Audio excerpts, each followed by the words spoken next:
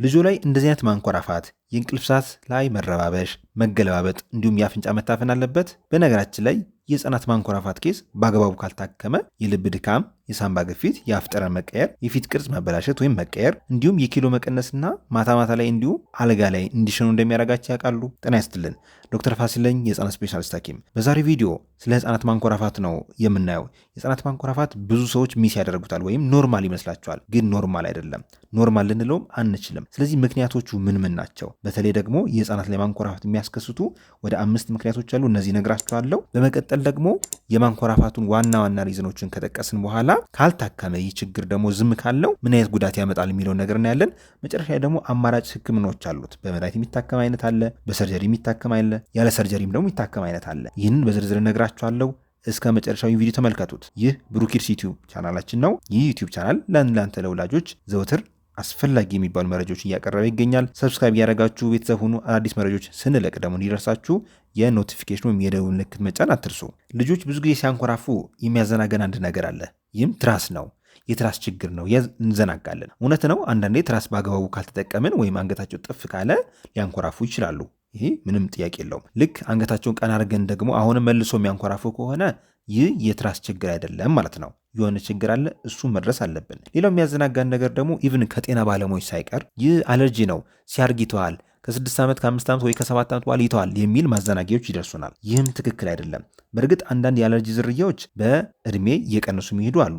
ሆኖም ግን ማንኮራፋቱ ለአለርጂ አይደለም። ስለዚህ ችግር አለ ወይ ብሎ በደንብ መመርመርና ያለው ነገር ማጣራት ተገቢ ነው የሚሆነው። በነገራችን ላይ የአፍንጫ ቶንሲል የሚባል ነገር አሁን በጣም ብዙ ሰዎች እንሰማለን አይደለ? የአፍንጫ ቶንሲል አዲስ የመጣ ተርም ነው፣ አዲስ የመጣ ነገር ነው፣ በፊት አልነበረም ወይ የሚል ነገር ብዙ ጊዜ ይደርሰናል። እና ይህንን ዝርዝር አድርጌ ዛሬ ነግራችኋለሁ። እስከ መጨረሻው ቪዲዮ ተመልከቱት። ሌላው ብዙ ወላጆች የሚያዘናገረው ነገር ደግሞ በቤተሰብ ማንኮራፋት ካለ፣ አሁን ለምሳሌ አባትየው ላይ ማንኮራፋት ካለ ልጅም ላይ ማንኮራፋት ይኖራል ብሎ መጠበቅ፣ እናት የምታንኮራፋ ከሆነ ልጅም ላይ መጠበቅ። ይህ ሄሪዲታሪ የሚባል ነገር ነው ወይም ሃቢቹዋል ስኖሪንግ ነው። ሆኖም ግን እናት ወይም አባት ስላንኮራፋ ብቻ ልጅ ማንኮራፋት ኖርማል ነው ብለን መተው የለብንም። ለምን መሰላችሁ? የህፃናት ቅድም በመግቢያ ላይ እንደጠቀስኩላችሁ የህፃናት ማንኮራፋት ካለ የሚመጣው ተጽዕኖች አሉ። በተለይ ጭንቅላት ላይ የሚያመጣቸው ብዙ ተጽዕኖች አሉ። እሱን ነግራችኋለሁ። አሁን ወደ ምክንያቶቹ እንለፍ። ወደ ምክንያቱ ከማለፋችን በፊት አንድ አዲስ ነገር ልንገራችሁ። ብሩኪድስ የህፃናትና ታዳጊ ልጆች ልዩ ክሊኒክ ስራ ከጀመረ እነሆ 1 ወር ሞላው። በዚህ ክሊኒክ ከጨቅላ ህፃናት እስከ 18 ዓመት ያሉ ህፃናትና ታዳጊዎች ሙሉና ለየት ያለ ምርመራ ያገኛሉ። ዘመኑ ያፈራቸው እጅግ ዘመን የሚባሉ የላቦራቶሪ መሳሪያዎች ያሉን ሲሆን በተለይ ደግሞ የሆርሞን፣ የቫይታሚን ዲ፣ የአይረን፣ የኤሌክትሮላይት እንዲሁም ሙሉ የደም ምርመራ ያለ ሲሆን በተለይ ደግሞ የኪሎ ያለመጨመር ችግር፣ የእድገት ውስንነት ላለባቸው ህጻናት ልዩ ምርመራ፣ የዳውን ሲንድረም፣ የኦቲዝም እንዲሁም ሌሎች ምርመራዎች በዚህ ክሊኒክ ያገኛሉ። ለልጆ ሙሉ ምርመራና የእድገት ክትትል ማግኘት ከፈለጉ ከታች ባሉ ስልኮች ደውለው ቀጠሮ ማስያዝን መምጣት ይችላሉ። አድራሻችን ጦር ኃይሎች አውጉስታ ድልድይ ጋር ወይም አውጉስታ ጫፍ ያገኙናል። በአዲሱ የወይራ መንገድ እንደታጠፉ ያገኙናል። ለበለጠ መረጃ ከታች ባሉት 3 ስልኮች ደውላችሁ ቀጠሮ ማስያዝ ትችላላችሁ። ወደ ርዕሳችን ስንመለስ የማንኮራፋት ምክንያቶች ምን ምን ናቸው? አንደኛ የአፍንጫ ቶንሲል። የአፍንጫ ቶንሲል የሚባለው ነገር እንዳልኳችሁ አዲስ የመጣ ነገር አይደለም። ሁሉም ሰው ላይ ያለ ሲሆን መጠኑ ግን ከሰው ሰው ይለያያል። የአፍንጫ ቶንሲል ዋና ስራው በአፍንጫ በኩል የሚገቡ ባክቴሪያ፣ ቫይረስ ካለ እነሱን መዋጋት ማጥፋት ሲሆን አንዳንዴ ግን ከመጠን በላይ ህፃናት ላይ በጣም ያድግና ወደፊት መጥቶ የአፍንጫ መተላለፊያን ይዘጋል። በዛን ወቅት ከፍተኛ የሆነ ማንኮራፋት ሊያስከስት ይችላል። የአፍንጫ ቶንሲል የሚያብጥበት ዋና ምክንያት ደግሞ ተደጋጋሚ የቫይረስና የባክቴሪያ ኢንፌክሽን ካለ፣ በቤተሰብ አለርጂ ካለ፣ አንዳንዴ ደግሞ ያለ ምክንያትም ሊከሰት ይችላል። በቤተሰብ አለርጂ ስንል በተለይ ደግሞ እናት ወይም አባት ላይ ከፍተኛ አለርጂ ካለ ልጅም ላይ የአለርጂ ሊተላለፍ ይችላል። የአፍንጫ ቶንሲል ደግሞ ሊያድግ ይችላል። የአፍንጫ ቶንሲል የምንለው ነገር በምስሉ ላይ እንደምትመለከቱት ከአፍንጫ በስተጀርባ ያለ ነገር ሲሆን ይህ ነገር ካበጠ ማንኮራፋት ሊያስከስት ይችላል። ሁለተኛው የማንኮራፋት ችግር ደግሞ የጉሮሮ ቶንሲል ያለመጠን ማደግ ወይም ቶንሲላር ሃይፐርትሮፊ እንለዋለን። ልክ እንደ አፍንጫ ቶንሲል ሁሉ የጉሮሮ ቶንሲል የሚባል ነገር አለ። ይህም በምስሉ ላይ እንደምትመለከቱት ፊት ለፊት ያለው እንጥል ነው፣ መሀል ላይ የሚንጠለጠለው ማለት ነው። በግራና በቀኝ ያሉት ደግሞ የጉሮሮ ቶንሲሎች ወይም ፓላታይን ቶንሲልስ ይባላሉ።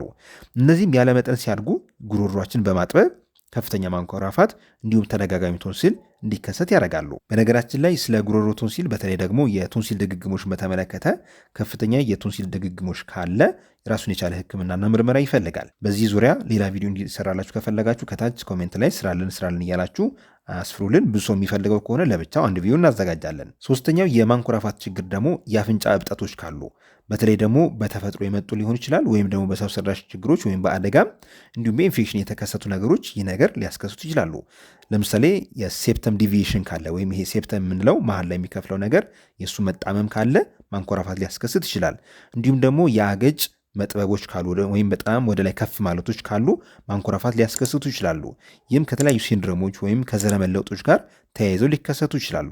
በተለይ ደግሞ የዳውን ሲንድረም፣ ፓይሮቢ ሲንድረም እና ሌሎች የዘረመል ለውጦች ማንኮራፋትን ሊያስከስቱ ይችላሉ። አራተኛው የህፃናት የማንኮራፋት ችግር ደግሞ ያለቅጥ ወይም ያለመጠን መወፈር ወይም ኦቨርዌት ሲሆኑ በጣም ሲወፈር ጉሮሯችን አካባቢ ከፍተኛ ፋት ይጠረቀማል። እነዛ ፋቶች ደግሞ ጉሮሯችን የማጥበብ ባህሪ ያላቸው፣ ስለዚህ ማንኮራፋት ሊያስከስት ይችላል። አምስተኛው መንስኤ ደግሞ ከፍተኛ አለርጂ ካለ የአፍንጫ ተርቢኔት የምንላቸው በግራና በቀኝ ያሉ ነገሮች እብጠቶቹ ከፍተኛ ከሆኑ ማንኮራፋት ሊያስከስቱ ይችላሉ። እንግዲህ እነዚህ ሁሉ ነገሮች ማንኮራፋት የሚያስከስቱ ሲሆን በአግባቡ ካልታከሙ ግን የራሳቸው ችግሮችን ይዘው ይመጣሉ። ታዲያ ችግሮቹ ምን ምን ናቸው? አንደኛው ችግር ከፍተኛ ማንኮራፋት ሲኖር ህፃናት ኪሏቸው እንዳይጨምር ያደርጋል። እንቅልፋቸው በጣም ይረባበሻል። ቀን ላይ ደግሞ ባህሪያቸው በጣም ሊቀየር ይችላል። ለምሳሌ ቅብዝብዝና በጣም ሃይፐር አክቲቭ ሊሆኑ ይችላሉ። መረጋጋት ሊያቀታቸው ይችላል። አንዳንዶቹ ደግሞ ቀን ቀን በጣም እንቅልፋም ሊሆኑ ይችላሉ። ጧት ጧት ወደ ትምህርት ቤት ለመውሰድም ከእንቅልፋቸው ለመንቃት በጣም ይቸገራሉ። ኪሏቸውም ላይጨምር ይችላል። ምክንያቱም ማታ ማታ በጣም ጉልበት ስለሚጠቀሙ ያ ደግሞ ኪሏቸውን ሊቀንስብን ይችላል። ለማንኛውም ህፃናት የአእምሮ ጤንነት እንቅልፍ በጣም ወሳኝ ነገር ነው። እንቅልፋቸው በጣም የምናሳነሳቸው ከሆነ በማንኛው ምክንያት ወይም በማንኮራፋት ምክንያት እንቅልፋቸው ከቀነሰ ባህሪያቸው በጣም አስቸጋሪ ይሆናል። ትምህርታቸው ላይ ትኩረት አድርገው አቴንቲቭ ሆነው በትምህርታቸው ውጤታማ ላይሆኑ ይችላሉ። ሁለተኛው ችግር ደግሞ ተደጋጋሚ የጆሮ ኢንፌክሽን ሊያጋጥማቸው ይችላል። ተደጋጋሚ የጆሮ ኢንፌክሽን በተለይ ደግሞ ይሄ የአፍንጫ ቶንሲል በጣም ትልቅ ከሆነና ኢስታቺዮን ቲዩብ የሚባለውን የጆሮ ቱቦ የሚዛጋ ከሆነ የመስማት እክል ሁሉ ሊያስከስት ይችላል። ሚድል ኢር ኤፊዥን ወይም የመካከለኛው የጆሮ ክፍል ላይ ፈሳሽ የማጠራቀም የመስማት ብቃት የመቀነስ በዛም ምክንያት ኢቭን አንዳንዴ የንግግር ብቃታቸው የቋንቋ ብቃታቸውም ሊቀንስብን ይችላል። ሶስተኛው ችግር ደግሞ ሳይታከም ከቆየ የሳይነስ ኢንፌክሽኖች ሊያስከስት ይችላል። አራተኛው ችግር ደግሞ ተደጋጋሚ የቶንሲል ኢንፌክሽኖች ሊይዟቸው ይችላሉ።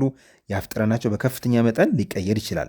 የአፍ ጠረን የህፃናት የአፍ ጠረን መቀየር በጣም ብዙ ምክንያቶች አሉት። ይህን ለብቻው በሌላ ቪዲዮ እሰራላችኋለሁ። አምስተኛው ችግር ደግሞ የልብ የሳምባ ችግሮች ሊያስከስት ይችላል። በተለይ ደግሞ ኦክሲጅን ሌሊት በጣም የሚያሳንስ ሰው ከሆነ ወይም ኦክሲጅን በጣም የሚቀንስ ከሆነ የሳምባ ግፊት ሊከሰት ይችላል። ያ የሳምባ ግፊት ደግሞ ልብ ላይ ከፍተኛ ተጽዕኖ ስለሚያመጣ በረጅም ጊዜ ቆይታ ልብን ሊያደክም ይችላል። በተለይ የቀኙ ፓርት የልባችን ክፍል ወደ ሳምባ ስለሆነ የሚረጨው ሳምባ በጣም ከፍተኛ ግፊት ካለው ልብን ሊያደክም ይችላል። ስድስተኛው ችግር ደግሞ ማታ ማታ ላይ አልጋ ላይ ሊሸኑ ይችላሉ ህጻናት። ይህም የእንቅልፍ መረባበሹ ያመጣው የስነ አእምሮ የእድገት ውስንነት ሊያስከስት ይችላል። እንዲሁም ደግሞ የአእምሮ ማቹሬሽን ላይ በተለይ ደግሞ እንቅልፍ መንቃት ባለባቸው ሰዓት ላይ አይነቁም፣ መነሳት ባለባቸው ሰዓት ላይ አይነሱም። በዛ ምክንያት ሽንታቸውን ላያቸው ላይ ሊለቁ ይችላሉ። ስለዚህ እነዚህ ሁሉ ችግሮች በአግባቡ ያልታከመ የህፃናት ማንኮራፋት ሊያስከስተው የሚችል ችግር ነው ማለት ነው። ስለዚህ ህፃናት ላይ ማንኮራፋት ካለ በአግባቡ መታከም አለባቸው። በነገራችን ላይ በእኛም ክሊኒክ ይህ ህክምና እየተሰጠ ይገኛል። ምናልባት ህክምናው የምትፈልጉ ሰዎች ካላችሁ ከታች ባለው ስልኮች ደውላችሁ ቀጠሮ ማስያዝና መምጣት ትችላላችሁ። ወደ መፍትሄው እንግባ። መፍትሄዎቹ ሁለት አይነት ናቸው። አንደኛ የመድኃኒት ህክምና አለ። ሁለተኛ ደግሞ የሰርጀሪ ህክምና አለ። የመድኃኒት ህክምና የሚባሉት መለስተኛና ቀላል የሆኑ ኬዞች ካሉ በተለይ ደግሞ እብጠቶቹ በጣም ከፍተኛ ካልሆኑና ቀለል ያሉ አለርጂዎች ካሉ በመድኃኒት የሚታከሙ አሉ። በሽሮፕ የሚታከም አለ፣ በስፕሬ የሚታከም አለ፣ በኪኒን የሚታከም አይነት አለ። ኢንፌክሽኖቹም ካሉ ኢንፌክሽኖቹ ስናስወግዳቸው በደንብ ሪሊፍ ሊሰጠው ይችላል። የአየር ቧንቧውም ክፍት ሊሆን ይችላል። ሆኖም ግን ብዙዎቹ ህጻናት በተለይ ከፍተኛ የሆነ የአፍንጫ ቶንሲል እብጠት ካለ፣ ከፍተኛ የሆነ የጉሮሮ ቶንሲል እብጠት ካለ እነዚህ ብዙ ጊዜ በሰርጀሪ ነው የሚስተካከለው። ስለዚህ የቶንሲል ሰርጀሪ መሰራት ያለበት መቼ ነው ወደሚለው ነገር እንመጣለን። የቶንሲል ሰርጀሪ መሰራት ያለበት አንደኛ ምክንያት ከፍተኛ ማንኮራፋት ካላቸው፣ እንቅልፋቸው በጣም የሚነሳቸው ከሆነ፣ ከላይ የዘረዘርናቸው ችግሮች የተከሰቱ ከሆነ ግዴታ ሰርጀሪው ያስፈልጋል ማለት ነው። ሁለተኛ ደግሞ የቶንሲል ኢንፌክሽን ድግግሞሹ በአመት ውስጥ ከ7 ጊዜ የሚደጋግማቸው ከሆነ፣ በመድኃኒት ምንም ለውጥ የማያመጣ ከሆነ፣ ፐስ ወይም መግል በዙሪያው የሚይዝ ከሆነ የሚያብጥ ከሆነና በዙሪያው የመግል ክምችት ወይም ፐስ አኪሚሌሽን ካለው ይህም የቶንሲል ሰርጀሪ ግዴታ የሚያደርግብን ጊዜ ነው ማለት ነው። ስለዚህ እነዚህ ኬዞች ካሉ ግዴታ ሰርጀሪው ያስፈልገናል ማለት ነው። ሆኖም ግን ማንኮራፋት ያለው ህፃን በሙሉ ወደ ሰርጀሪ ይገባል ማለት ግን አይደለም። ራሱን የቻለ ህክምና ክትትል አለው፣ ምርመራ አለው። ኢንዶስኮፒ ሊያስፈልገው ይችላል፣ ኤክስሬ ሊያስፈልገው ይችላል። ራሱን የቻለ ህክምናና ምርመራ ከተደረገ በኋላ የሚወሰን እንጂ ማንኮራፋት ስላለው ብቻ አንድ ህፃን አንስተን ወደ ሰርጀሪ አንመራም ማለት ነው። ስለዚህ ወላጆች ቶንሲል ችግሮች ሲኖሩ፣ የማንኮራፋት ችግሮች ሲኖሩ በአግባቡ ልጆቻችሁ ማሳከም ይኖርባችኋል ማለት ነው። እንግዲህ ለዛሬ ያለኝ መረጃ ይህን ይመስላል። እኔ ዶክተር ፋሲል ነኝ፣ የህፃናት ስፔሻሊስት ሐኪም። ጥያቄ ካላችሁ ኮሜንት ላይ ያስፍሩልን። መልካም ጊዜ